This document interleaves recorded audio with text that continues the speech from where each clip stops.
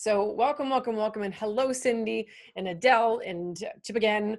Um, oh my God, you guys are hilarious. Okay, so my only request for my chatting friends is that if you get a conversation going, I might get distracted by it. Most of you know I've got wild ADD, and so if I see a conversation, I'm going to want to join it. But by all means, you can have private conversations with each other.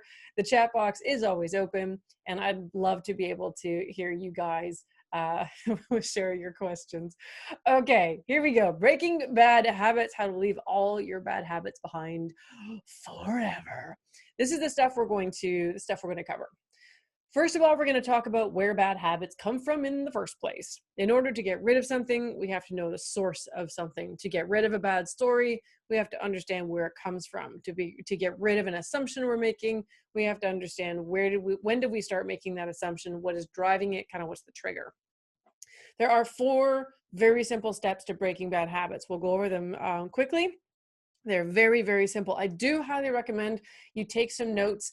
And if nothing else, there may be a habit you're like, you know what, I really do need to break this one. And look at the 4 different ways that you can go about breaking those habits and make a start. Okay, so I mean, practical, the sort of strategic stuff is okay. I like practical stuff, which is why I'm going to go into the live portion of the workshop. Live meaning I really want you guys to participate. I want to know, is this a habit you're trying to break? Is this something that you're struggling with? Have you overcome this? Because I want to celebrate people who have really taken charge of some of these habits and turn them around. So I was going to make actually today, bad habits, good habits, but that would take forever. So I'll probably have like an addendum to this workshop to say, okay, so we've talked about getting rid of bad ones. How do we now adopt good ones? But today, the most important thing is get rid of the bad ones. So the first bad habit I'm going to be talking about is eating bad food. And bad food, all y'all can describe it however you want. For some people, it's eating carbs. For other people, it's, the 18 chocolate bars you have. And so whatever you define, you're like, yeah, there's probably some foods that I'd like to get rid of. We'll talk about that. We'll talk about not getting enough exercise. I would say that about 95% of the success clients I bring in for coaching also have a health issue that they're trying to deal with. They want to get better, and it's usually diet and exercise. So that's why they're the top 2. So there's the ones that I hear the most. But there's also issues with messy desks. And I've got actually some pictures to show you of a client who doubled her productivity simply because she made a slight twist, literally, in the way that she organized her desk. We're going to talk about overwhelm. You may feel a little overwhelmed with all the stuff that's been happening in 2020. And I felt particularly the past month has been really difficult for people to be able to handle the overwhelm anymore, right? Especially with the election in the United States and the uncertainty there. And, just it's always seemed like there was, camps pitted against each other, and social media didn't help. And that layered on top of pandemics and closures and kids at home. And oh my God, we're all going to our brains are going to explode. I really wanted to touch on the overwhelm. So, because overwhelm in itself, it's a habit, right? If we become overwhelmed, it's a series of little habits that we're consistently practicing that we just need to stop. Okay, so that's bad habit number 4. Bad habit number 5 is poor spending control. Okay? Sometimes people do retail therapy. They feel badly about themselves. Amazon is just a click away, right? And so you can get lost in that and make some pretty bad decisions. And so if that is something, and again, poor spending control can be in large degrees or death by 1,000 paper cuts, right? My kind of spending control issues are the death by 1,000 paper cuts. It's only $5. It's only $15. It's only, and I get my credit card bill and I'm like, it's not good. So poor spending control is something that we'll cover. We'll also cover the bad habit of never meditating. Now, you may never want to meditate. So this is for people who want to, but can't get into it. Okay, so for each one of these habits, I'm going to be giving you a specific strategy on how to overcome it. You may come up with other ones, right? But for sure, there's going to be a strategy you can work with. Olga was just on Amazon before the workshop. See, it's easy to get on Amazon, and sometimes you shouldn't be there. Okay, sometimes we should, you know, it's Christmas coming up, but most times you're like, probably shouldn't be here.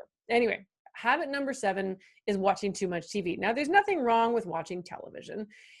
The problem becomes when you're using it to circumvent some work you should be doing, or you're staying up too late, so it makes you tired the next day. So it's the television is not necessarily bad. I mean, there's a lot of bad things about TV. I didn't have one between 1988 and 2012. So if you come to me with references of Friends, Seinfeld, and anything else between those years, I just like blink, blink, no idea what you're talking about. Takes a long time to catch up on that much time of not actually having a TV or going to movies, by the way. So yes, all recommendations are welcome for things you think I should have been able to go back and see between 1988 and 2012. Okay. Dennis is 5 for 6. Okay, well, let me know how you are in 7. So again, I could have gone on and on and on, but these were the top 7 that I come across most frequently, that people talk about, that I help my clients to overcome. So I wanted to bring these to you because if you have any other habits, you're like, well, or routines that you say, well, they don't really serve me. They don't really help me. And sometimes they probably hurt you or at least slow you down from achieving what you want. This is what this is all about. And to help you guys do this, to help you pick a habit and decide that you're going to either stop it or you're going to, if you can use the same strategy to start new ones, I'm going to be sending to you guys a habit tracker. Okay, so I'll show you what it looks like online. I believe the email should be shooting into your inbox at about 12:45. So if you don't get it, please let me know. I did run into a teeny tiny email glitch this morning right before this workshop. So I want to make sure you guys all get it. All right. So again, if you're watching this and at 12, I think it's either 12:30 or 12:45, I pop it into your inbox. If you don't get it, just message me and I'll make sure that I send it over to you guys. Okay. So that's what we're going to do. Everybody ready? Good. Let's go. Habits are from Mars. I always say habits are from Mars because that book, you know, Men are from Mars, Women are from Venus. It's all about a lack of understanding. So I like to say habits are from Mars because we often don't understand why we aren't doing something when we know we should, or we're doing something when we know we shouldn't. Right. So it works the same. So bad habits themselves are cravings with deeper underlying motives, including, but certainly not limited to, conserving energy, obtaining food and water, finding love and reproducing, connecting and bonding with others, reducing uncertainty and anxiety, winning social acceptance. These kinds of things are what bad habits are actually predicated against. We're doing it because, not because that particular bad habit is something we want to do, but we're doing it because what we're truly seeking is something you see on your screen here, and we're just not too sure how to get it. Okay, so so when you're looking at the habits we're talking about today, when you're looking at the habits or routines, you're like, why do I really do this? You know, comfort food is called that for a reason. And so comfort food, which one of these things do you think that it applies to? Right? Comfort food could be used to allow you to reduce anxiety and uncertainty.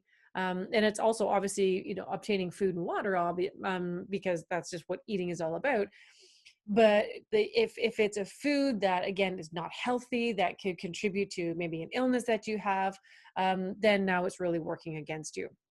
But that's an example. I think I hope that really kind of resonates with you guys about where the bad habits ultimately come from. The last one is a really big one because a lot of our business bad habits come from achieving status and approval, right? So a classic example is, and actually, excuse me, Instagram has actually taken this to heart because it no longer shows you. If I see your post on Facebook, I can't see how many people have liked it anymore. I can't make that comparison because what a big push for people was, how many more likes did I get than someone else? They're striving for that approval, for that status, by using likes as their benchmark. And as you all know, that is very, very unhealthy, to get really stuck on those kinds of things. So keep these in mind. So as we go through the presentation and you look at the habits we're talking about, the habits you may want to break, which one of these things at the root is the cause of what is propelling you to continue to practice those bad habits? Okay. So here's some examples. If your objective is to find love and reproduce, you may use a lot of dating sites. If you want to connect and bond with others, you're going to go and have a girl's name. Now, again, none of these things are necessarily bad habits. We're looking at cause and effect, right? What is the underlying motivation? If you want to reduce uncertainty, you go to do a Google search, you go and find information, you go and ask a question, right? If you want to win social acceptance, you want to get likes. Again, I don't think that's healthy, but I'm just giving you guys some references here. If you want to achieve higher status, you may go for some awards. I work with a lot of realtors, and I know when it's award season because my news feed is absolutely packed with everyone achieving whatever it is realtors achieve. I get very confused with it all because every brokerage is different. But we post about that because it says to others we have achieved higher status. And I will, in my opinion, so again, this is just me, my opinion, getting a higher status of all the things that propel us in life, it's probably one of the strongest. When you're trying to sell someone anything, they will buy from you most often if it applies to raising their status in the world, right? So again, houses, it could be, coaching. People who get my coaching, they're like, okay, if I get your coaching, I will do better. It will raise my status, right? So it can very much be an underlying thing that compels people to do certain things. Okay. Basically, these are predictions which conform into feelings. Okay. And feelings are what we chase. And these are what drive all of our habits, good, bad, and ugly. Okay. So again, think about the feeling. When you're doing something, what are you feeling? And I'm going to give you an example of something you can do to pull this apart. This image absolutely amused me to death. So of course I used it. That's a bad habit coming to take you out. So you don't light up. Here's some examples, right? You don't light up because you want to have a cigarette, okay? You want the calming effect that comes with it. You don't want to binge eat those potato chips. You want the reassuring taste of that in your mouth. You don't want to get more likes necessarily. You want to be accepted and appreciated. So when you're looking at what drives you, what is driving you to act in a certain way, again, good or bad, what is a feeling that you're chasing? And is it something that is the feeling you're chasing being done so in a way that is a good habit or bad habit? Because all bad habits can be replaced with good ones. Okay. So that's kind of where I wanted to start from today. So if you have any questions, again, chat box is always open and I am watching it.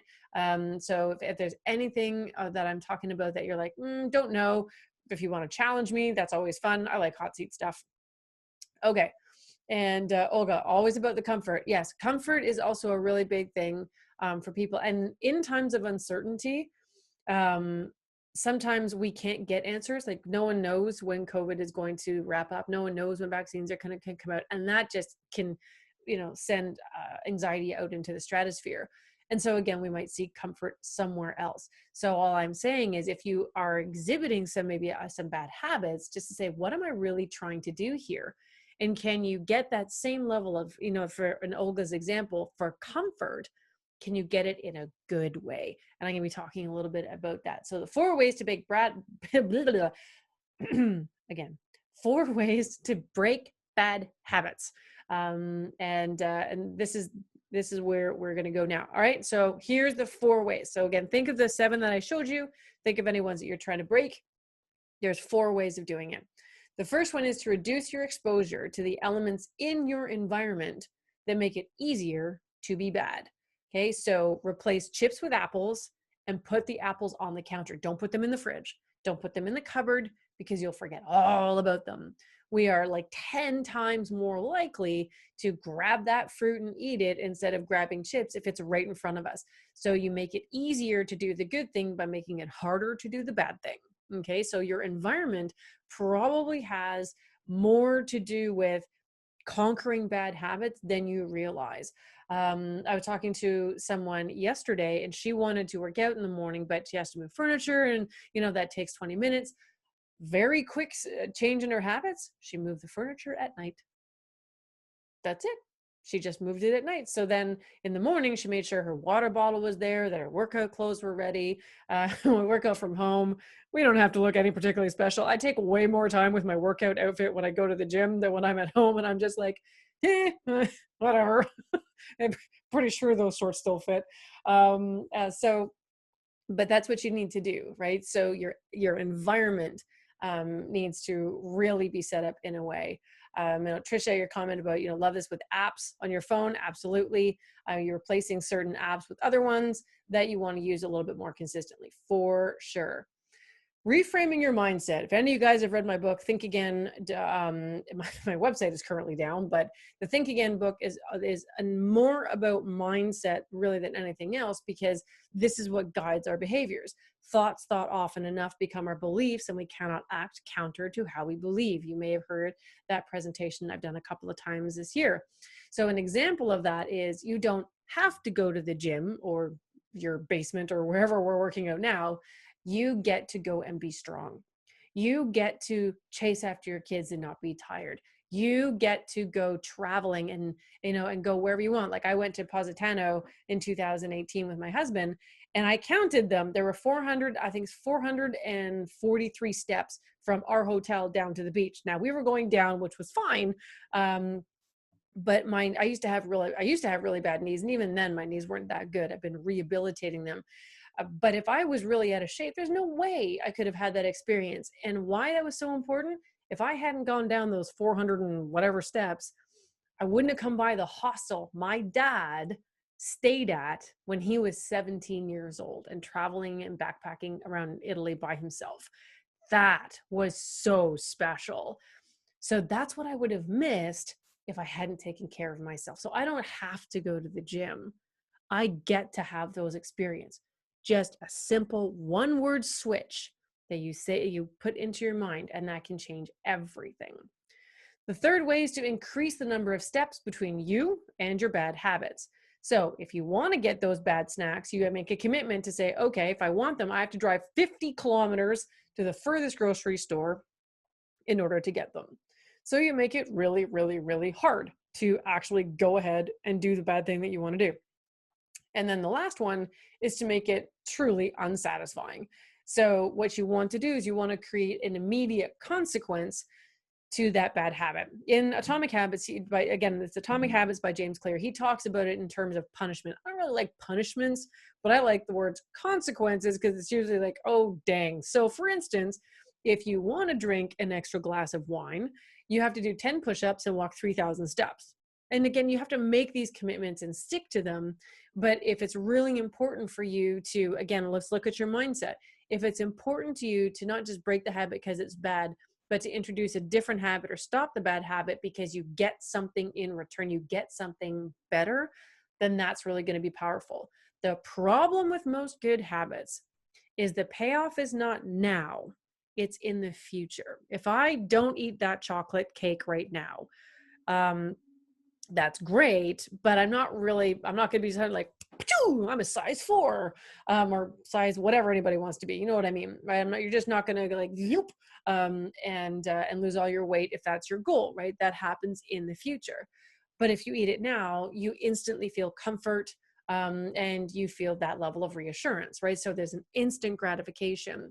So the more that you can flip your instant gratification from bad to good is even better, right? So when I'm getting ahead of myself, I've got a whole bunch of ways that you can take something bad where the gratification is delayed and actually make it so that it's instantaneous. And that instant gratification thing is not because of, television or video games. It's part of the reptilian brain, the back of our heads. It's how we were designed for, however long humans have been around. This is how we've operated. We've needed to have an instant result. In this day and age, most of our rewards are actually in the future, but our brains are not built that way. And so that's why it's so hard. Our brains are literally not trained to act in, consistently in good habit ways if the good habit has a delayed time reward. Okay, so just keep that in mind. Give yourself a break. Understand that there's nothing wrong with you. You're not broken. You just need to train your brain. That's all this is about. All right, so let's get into some bad habit training. So again, please, if you have questions, if you have feedback, if you want to kind of chirp in and go, yeah, me, Dennis was 5 out of 6. I don't know where you rate out of 7, Dennis, but maybe you can have a couple little laughs about that. Okay, we're going to tackle all 7. Here we go. And some of these I have more than one solution. So bad habit number 1 was eating bad food. And again, bad as however you guys want to define bad. Okay, so the first strategy that you can use for this is discovering the triggers. There's a great story in the book about a guy who wanted to eat less sugar, and yet he couldn't quite figure out when he was eating sugar. He's just like, am I eating it all day long? Am I eating it in chunks? Like, what the heck? So he needed to discover the trigger. So one of the things he did, and one of the things you can do, is if you find yourself eating bad food and you want to kind of figure out, well, how often do I do that really, right? So say you're trying to, lose weight or get in shape or whatever, but it's just not happening. Well, usually it comes from nutrition. And maybe you're like, well, you can track everything you do in a day, but maybe you want to track the one thing that your body maybe doesn't metabolize well, doesn't get rid of, or I don't know, whenever I eat like chocolate, anything now, it stays with me. It's my comfort now. It doesn't leave me like it used to. So what you can do is you can carry around a card, or you can use your phone, and every time you indulge, so again, whether it's sugary food, fried food, wine, whatever you're trying to get rid of for your own health, you write down the answers to the following questions. Who am I with? What am I doing? Where am I? When is it? And what emotions are driving my actions? I think there's one more. Nope, that's it. So those are the questions that you need to ask. Who am I with? Because that might be a trigger, right? So if you're with a group of people that smoke, you are like 97% likely to also smoke. Okay, so who are you with? What are you doing? Right? So there could be, if you're, I always bug my family about not standing around the island when they're eating. Because when you do that, when you're standing around the island or you're close to a pantry or whatever, it's just like an arm's length away to grab more. And so that's how a lot of people, they eat too much. So I'm like, go sit down, right? So sit down, train your brain to be sitting when you're eating, not standing. Because again, if you want to reduce snacks, it's a good method. Okay, where am I? Could be a location. So again, environment has a lot to do with this. When is it? And then what emotions are ultimately driving your actions. So again, look back at those. Remember the conserving energy, you're wanting acceptance, reducing uncertainty and so on. Those are the kinds of things that you need to kind of look at. What am I feeling? And then over time, like it could be just as little as 2 weeks, you go and look back at your tracking and you can usually see a pattern emerging. So now, do you need to change your environment? You be careful when you're around certain people, right? So what is it that you need to adjust in order to stop the bad habit or to introduce a good one? Linda, sugar, refined or not, is designed to make you crave more. Absolutely. Diet Coke is the same. Aspartame does that. Aspartame makes you hungry. And so, and it's also got addictive qualities to it. So I know that because I struggle with that one thing. The one thing I struggle with, it's drinking Diet Coke. I grew up on it. We'd have cases of the stuff in my family. And I just get it's hard to get rid of. I drink Zevia now. I don't know if you guys have, it's not a promo for Zevia. I don't get paid for promoting these guys. But I try that now because it's not an aspartame kind of a product. I still want that cola taste because I like it. And it's a comfort thing, right? Because it reminds me of my childhood. Very complicated, right? But it doesn't have the negative health effects of the Diet Cokes, right? So you're right, Linda, refined sugar is designed to make you hungry, right? Those beer nuts at the bar are designed to make you thirsty. The Diet Coke you're drinking is designed to make you hungry again. And so, you've just got to understand these things and to kind of go, oh, okay, well, I can stop those kinds of behaviors. So the lesson here at the bottom, each one of these will have a lesson at the bottom, and this is to identify the cues that drive the behavior and change your environment or the way that you go about your day. Okay, so these questions are so incredibly important to ask. If you want to improve something, you track it, and these are great ways of doing so. Okay, all right, so then we're going to go to the next one, removing the temptation. So this one, I believe this is the story. Yes, this is the story of my lovely son. I love my son. When my son was 7, my youngest son, he's almost 15 now and huge. He's like 5'11". He was obese. He was 110 pounds. His wrists hurt, his ankles hurt, his They were swollen, his knees hurt, he couldn't move. And as his mother, I felt like a complete and utter failure, right? I didn't know what to do. I had no idea. I mean, I'm not a big person. His father's family can be large. So I'm thinking, well, it's genetic, but that's no excuse. Like, what am I doing wrong? And I was beside myself. And so in the end, what we discovered was, among other things, he was addicted to sugar and carbs. This is also the time he was diagnosed with ADD, anxiety, no, not Asperger's. Asperger's came later. So at this time, the anxiety and the ADD were the parts of his brain that were propelling this particular action. Okay, so sugar and carbs, and of course the carb part he gets from me. Sugar, not so much. I get a really pretty rash around here when I eat too much sugar. It's delightful, so I tend to avoid it. But the carb part, oh yeah, that's all me. So here's what we did. When we figured this out, we went to a naturopath to actually figure this out, and a nutritionist, and was really helpful. We removed all the sugar added foods and the high carb foods from the house, put them in a box. And I honestly, I'm not too sure if this was a good thing. I gave it to my sister. We changed what we made for dinner, trying to make foods that tasted great but had less sugar and carbs. So it wasn't elimination, it was a reduction.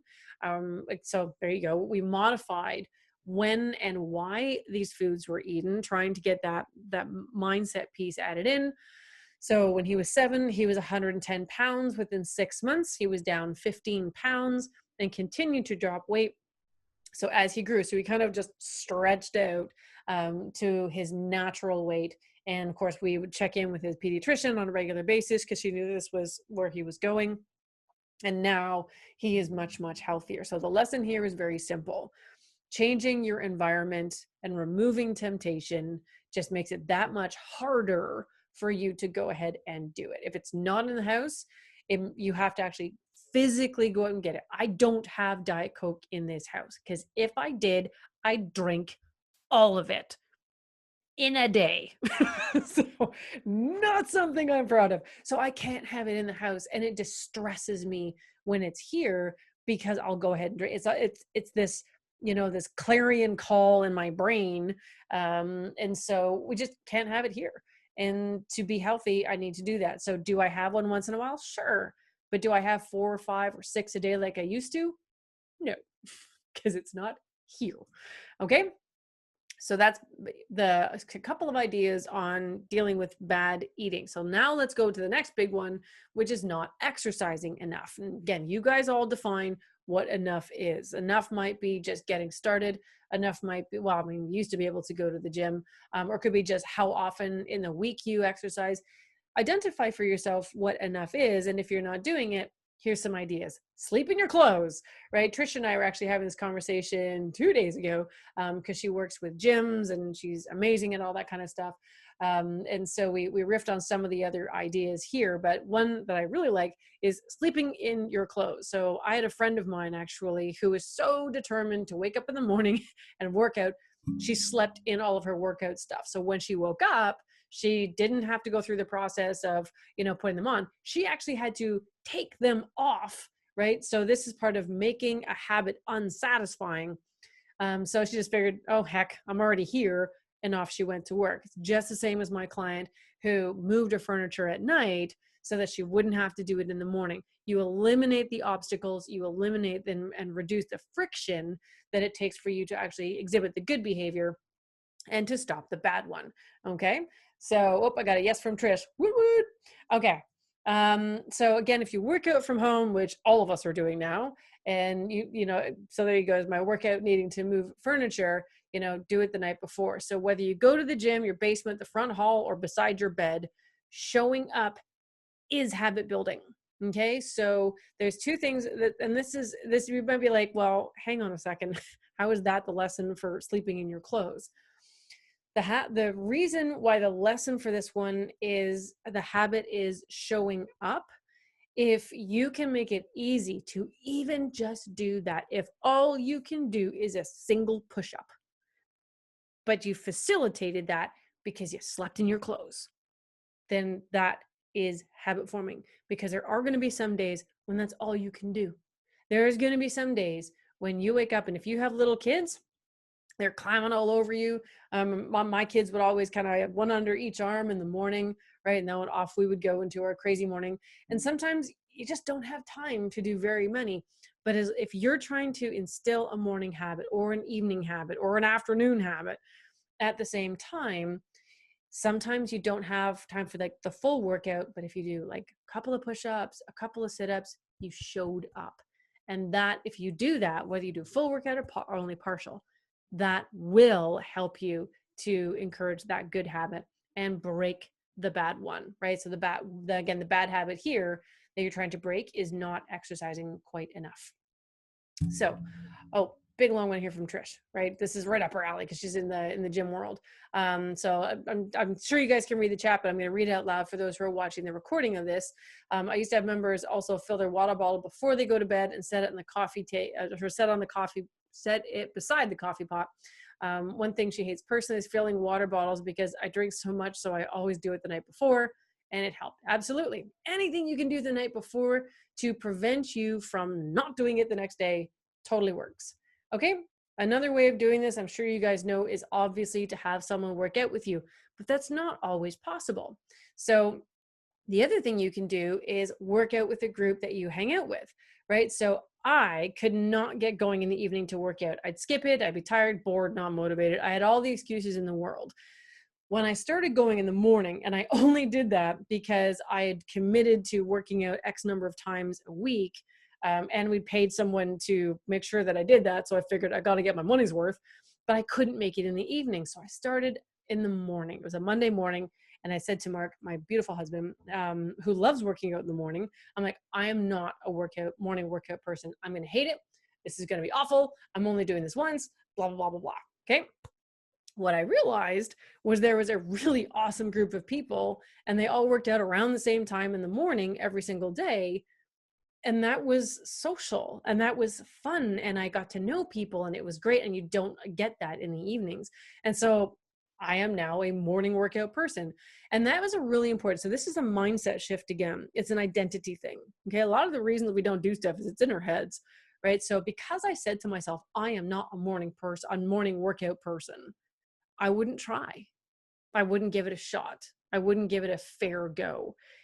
So when I actually did, and I realized that my identity was actually misaligned and not really serving me, and this other identity of being a morning workout person was way better, then I had to do a mindset shift. So if you have said, I'm this person, or I can't do that because I'm this, I'm going to challenge you guys like super hardcore to say, are you really stuck in that definition of yourself? Bet you're not. Okay. So finding an accountability partner or an apps work just as well. Change how you identify and say, what would a morning workout person do? This is a great question to ask if you're trying to switch an identity. The example in the book was someone who's trying to get just healthier. And throughout her day, whatever she was doing, she would say, what choice would a healthy person make right now? Right? Whether it's food, taking the elevator versus the stairs, parking your car close or far away, what would a healthy person do? And so when you identify as the person you want to become and you say, what would someone like that do? What would a non-smoker do? What would a healthy person do? What would a motivated person do? What would a gym person do? Right? When you say that, whether or not you feel you're at that level yet, it's where you want to go. So you need to think like that before you can get there. Remember, thoughts not often enough become our beliefs, and we act accordingly. So if you want to act like a healthy person, you got to think like a healthy person. And you got to challenge yourself on the choices you make every day on how you can act more and more like that person. Okay. Here's the messy desk thing. I don't do very well with timing. There you go. This is the before and the after. So I'll just put my my little notes up on the screen here. Having a messy desk leads to poor productivity. And these are literal pictures from my client. Desk on the left is the before and desk on the right is after. This one change of just taking everything flat and turning it vertical so she could see it, right? And so that she could, not only see the work she needed to do, but see her desk. And the reason we did that is because we'd had a conversation about productivity. And she talked about feeling very disorganized. And I'm like, talk to me a little bit about it. And so she was trying to describe her desk, and I'm like, take a picture. And so I got the picture on the left. I'm like, okay.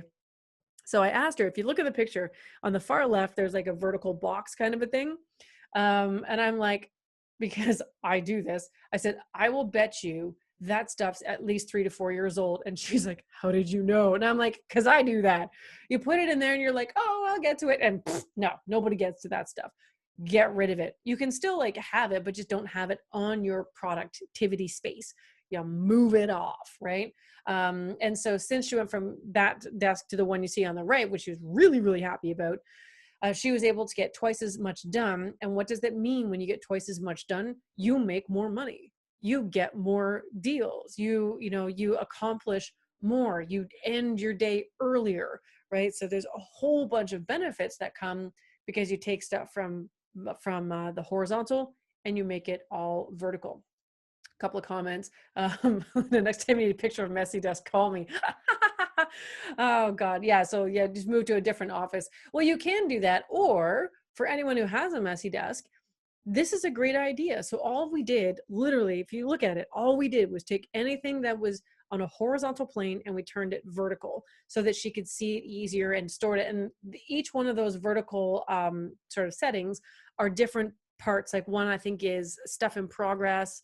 And then I think there's, I don't know, I can't remember what the other two are. But recently they had a power outage when that big windstorm went through. And she says, I worked right through it because I could see my desk, and she had a little flashlight that she could use. And it didn't slow her down. Whereas if she had desk on the left, she'd be like, yeah, I got nothing.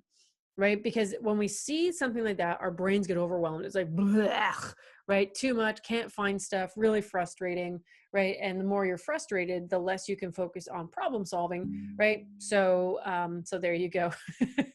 Me running to Amazon to buy vertical shelves. You go, Olga. And seriously, like, it works. When I worked as a sales manager for Mountain View Homes, I kid you not, that's what it was called. Not my company, but it was amusing. That's exactly how I structured it, because I had to see everything on my desk, and it kept me really, really productive. So, the pro version of this is what my client did is she actually color coded the folders based on, I think it is either urgency or type of client. Again, this is a realtor, so it might be buyers and sellers, and it might be sense of urgency and stuff like that. So, adding some little color codey stuff can be really cool for you too. Okay, so messy desk can affect your productivity. It's just a bad habit, and all bad habits can be fixed. You just need the right strategy to do so. Okay. That's not changing. Okay. The next one, habit number 4, is overwhelm. Again, relating to productivity. Getting overwhelmed by the sheer number of things you have to do can stop you from doing anything. You can't see the forest for the trees, and you're just like, I'm out. I'm done. I'm not doing this anymore. I can't handle this, right? So how many of you guys have run into something like that before, right?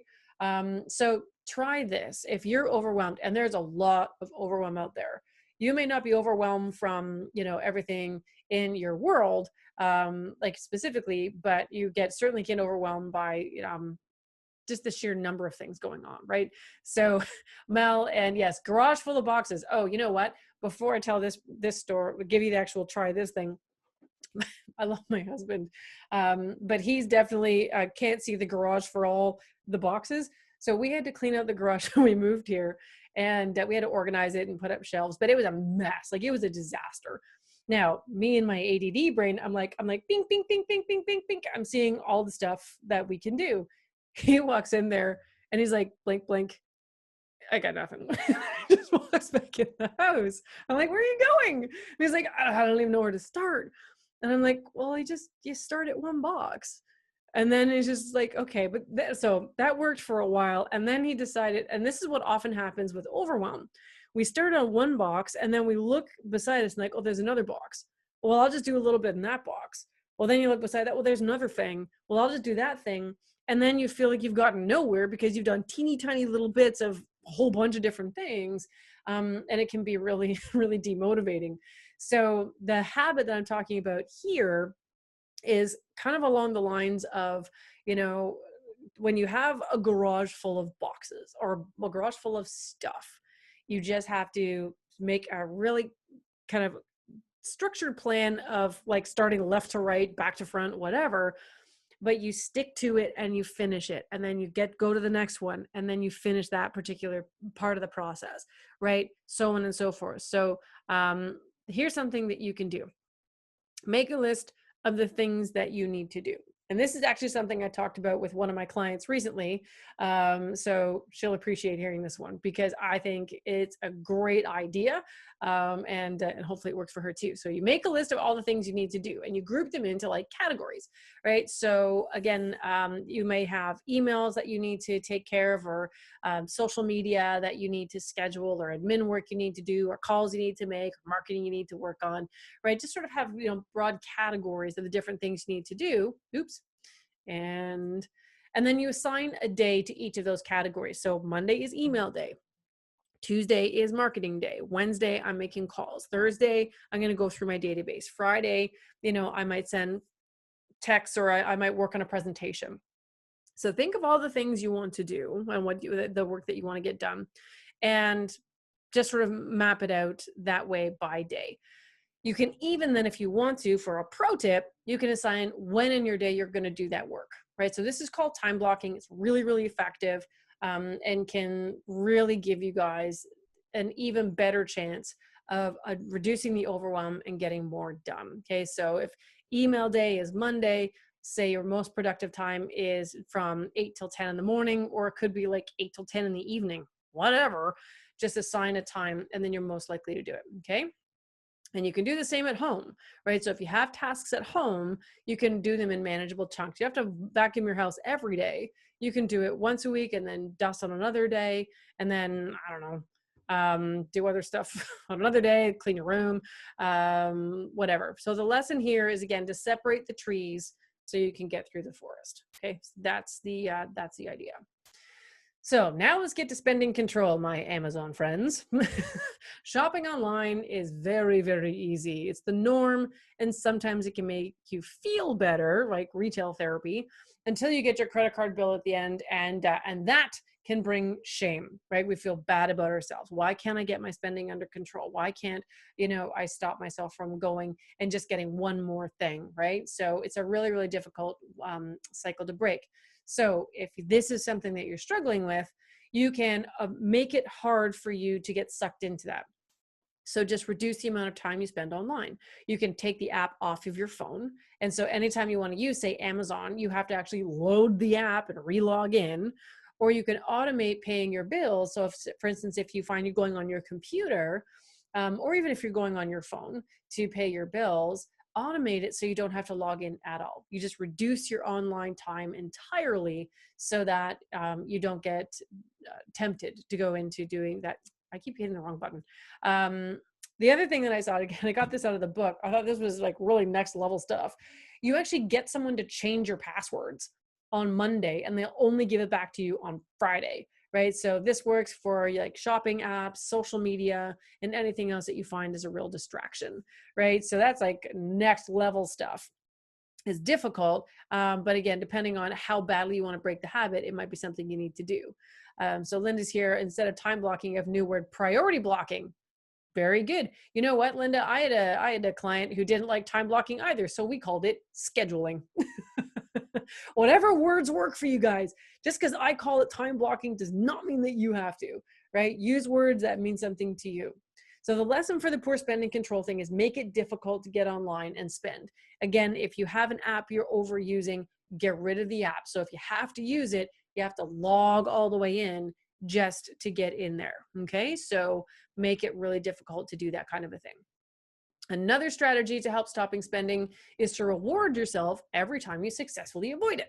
Okay, so for instance, if you want to eat out less, every time you cook at home or pass up a chance to go out, invest that amount in a savings account. And so what you do is you make that savings account something really special, right? So it could be a trip, it could be something you really want to buy, but that you don't want to use as an impulse purchase, right? So maybe it'd be something kind of more expensive, right? So what you do is you say, I'm not going to do this, but I'm going to reward myself by investing in this. So and I'd prefer if you make it visual, right? Like putting money into a jar, or some sort of representation of the fact that once again, you didn't, go into the temptation of in this case of eating out. That's a huge thing for me. I grew up eating out probably about 5 or 6 days a week. That's just how my family was, right? We just ate out a lot. And so for me, it's just a natural, well, let's just go out. Right. But I know that that's expensive and I can't control the food and all that kind of a thing. And it's not good. Right. And so I need to make sure that I have replaced a bad habit with a good one.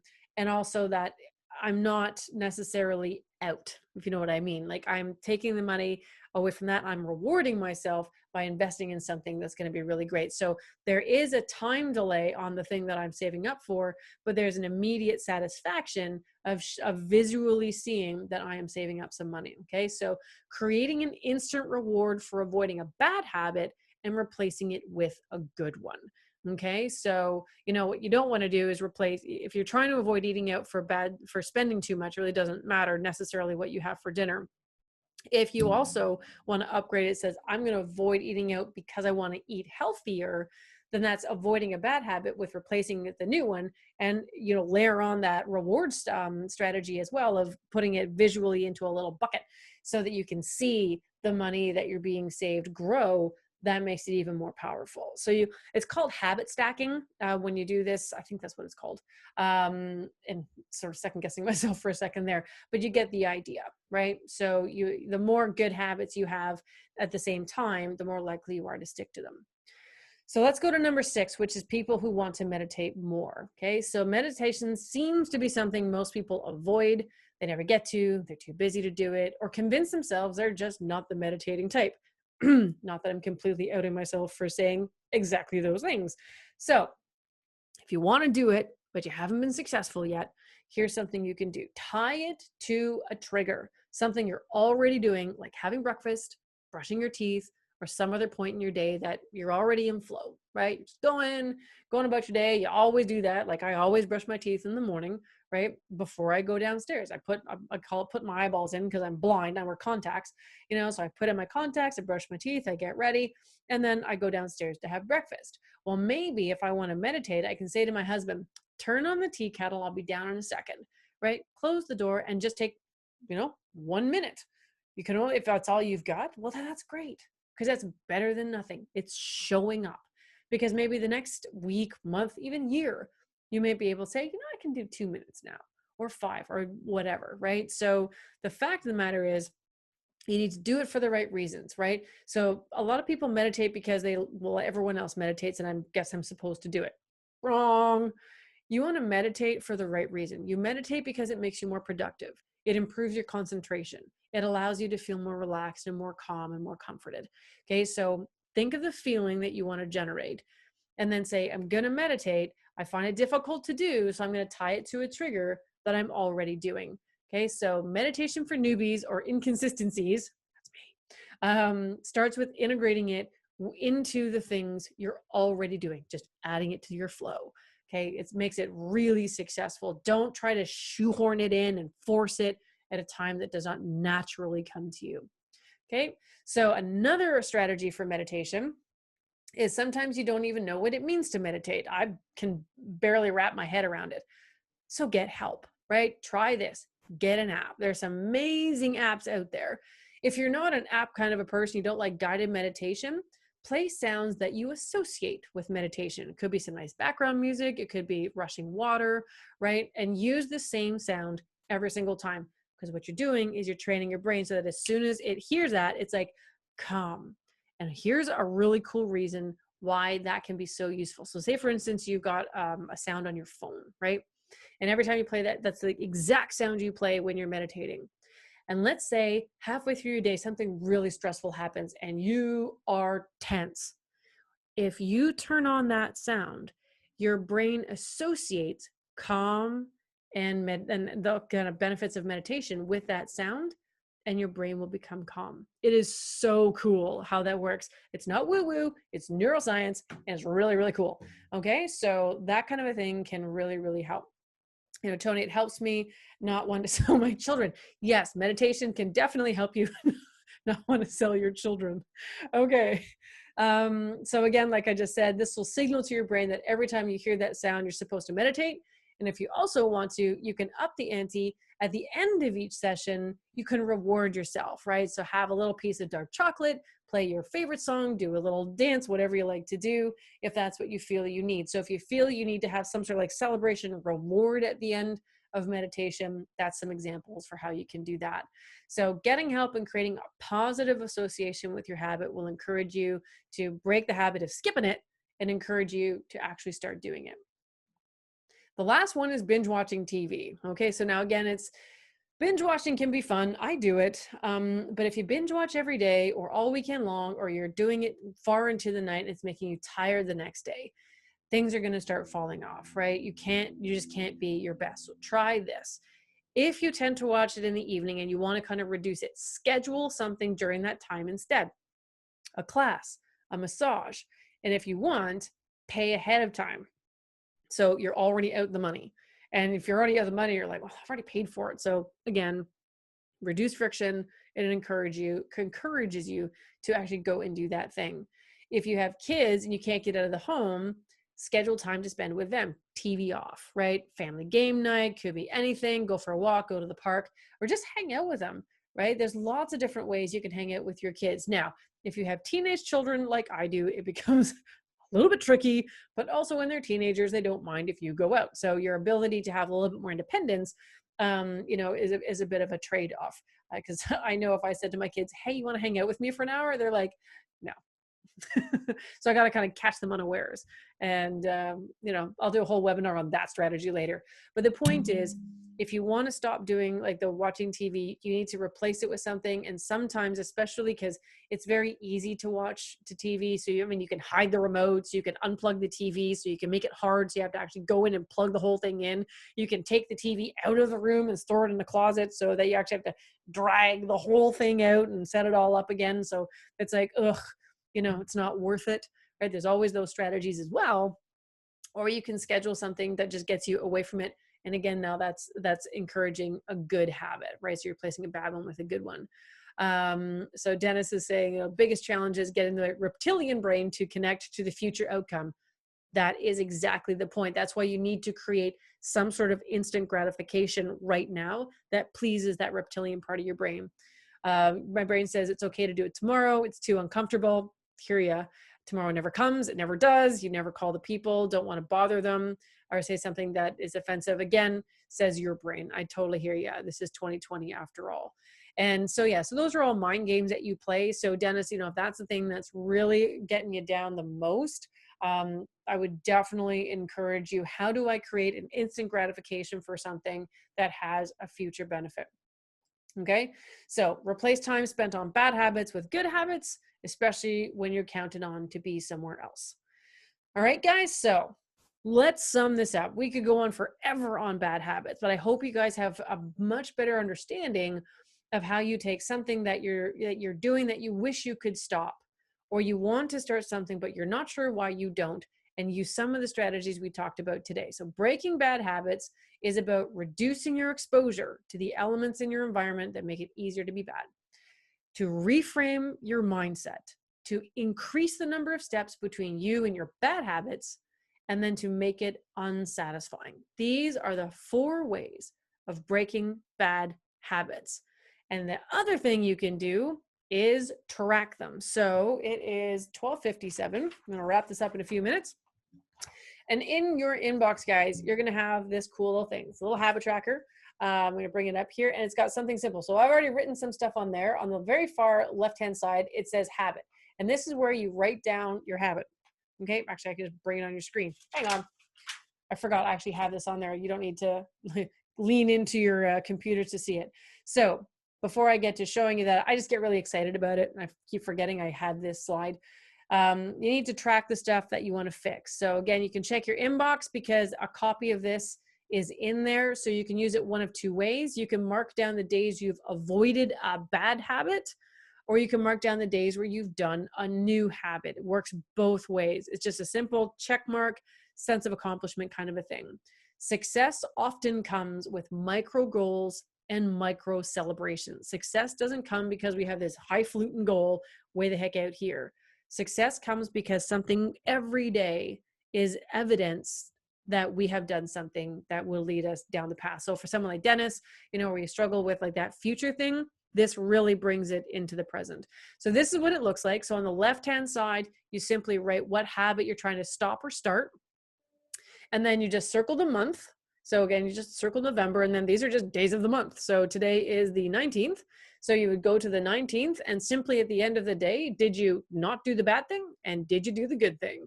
Right? So again, you can put as many habits here as you want. So this is from Atomic Habits. I'm not going to say that I created this thing, but it's in your inbox. It is a PDF. You can print them off. We just need one a month. And then away you go. And what you're going to see, if you know you're tracking something, you're way more likely to do it. So I wanted to make sure that you guys had that extra tool. Okay. So last part, what do you do now? As you most know that I help people with this, you don't have to do this by yourself. If you're struggling, if you're not winning and you're like, I just need some help. Of course, you can always take what you learned today and apply it yourself. Totally okay. I will say the success rate for doing this alone is not that great.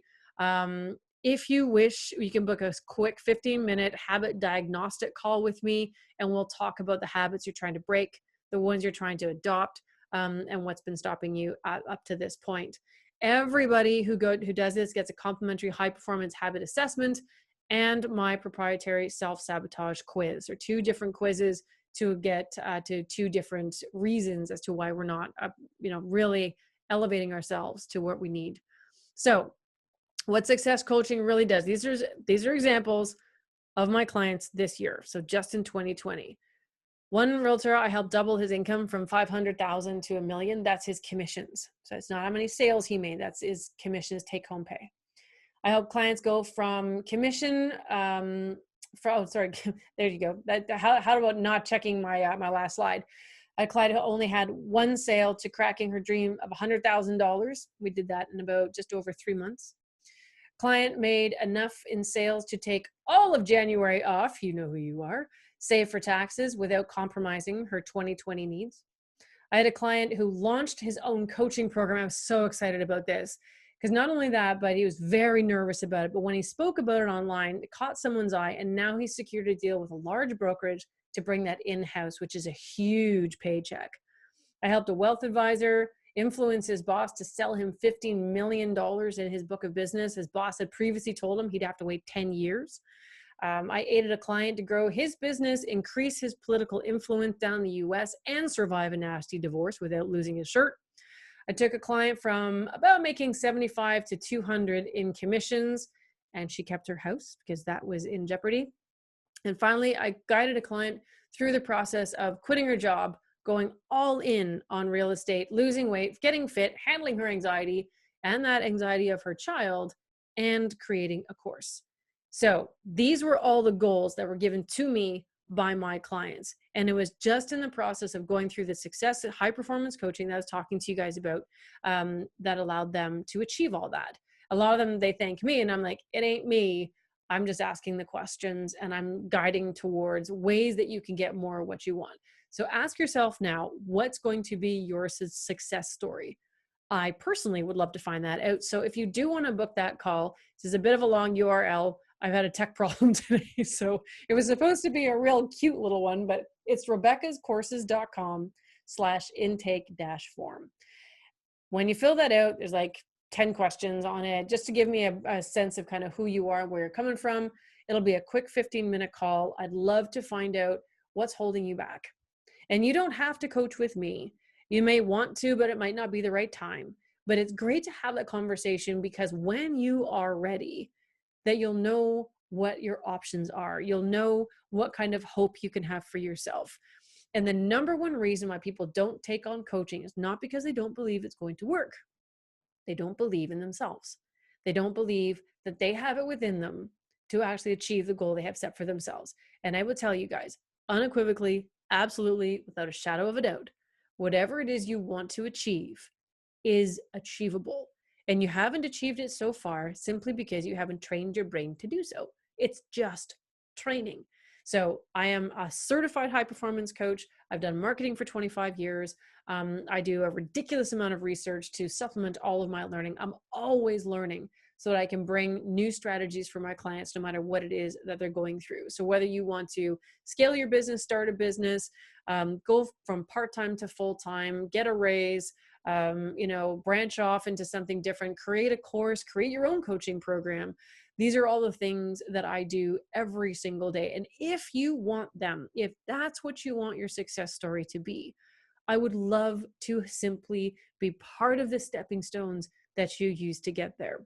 So if anything about what we've talked about today has piqued your interest, and I know there's a lot of my current clients who are here, so thank you. I love you guys. I celebrate all the successes. And so for those of you who weren't here at the beginning, Chip, who's gone through my program, and I'm going to scroll to the top to see exactly what he made: 2 million in volume for buying and selling, and it's absolutely fantastic. So part of that was my coaching, part of that was a transition he made to EXP, the real estate company, but all of that is all because Chip just applied the stuff that we talked about. So the kind of coaching I do, I'm not telling you what to do.